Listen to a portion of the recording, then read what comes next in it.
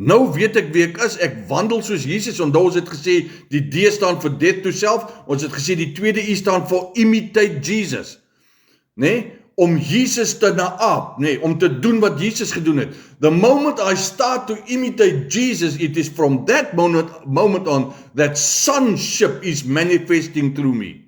Seunskap, kindskap is besig om deur my te manifesteer. Ek hoop julle verstaan dit so. So, Jesus sê vir hierdie Jode, en almal wat aan hom geglo het, toe hy nou sien hoe hy die wonders en die tekens doen, toe sê hy, as julle in my woord bly, dan is julle waarlik my disippels. Wat is die woord van God?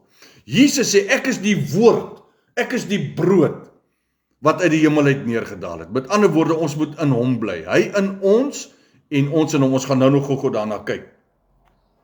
Bietjie daar in Johannes 16, dan gaan ons gou kyk. Die engel sê daar so, hy sê dit baie mooi, hy sê, then Jesus said to those Jews who believed in him, if you abide in my word, you are my disciples indeed. Ek wil baie graag 'n ding sê, en ek wil nie hê jy moet my misverstaan nie. Ek gaan dit so eenvoudig as moontlik probeer, in my plat Afrikaans, Engels, hoe ek dit ook al, gaan ek dit in jou probeer verduidelik. Die Bybel is 'n riglyn vir elke kind van God. Jy's met my, jy verstaan wat ek sê, okay.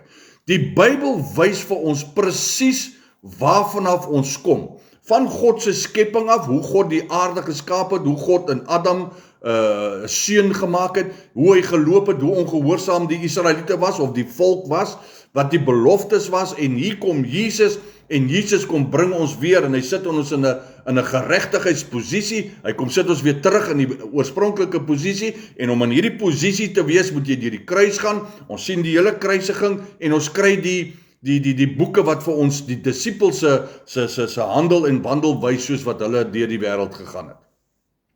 So, as ek vir myself sê dat God net praat deur die Bybel met my, dan flous ek myself.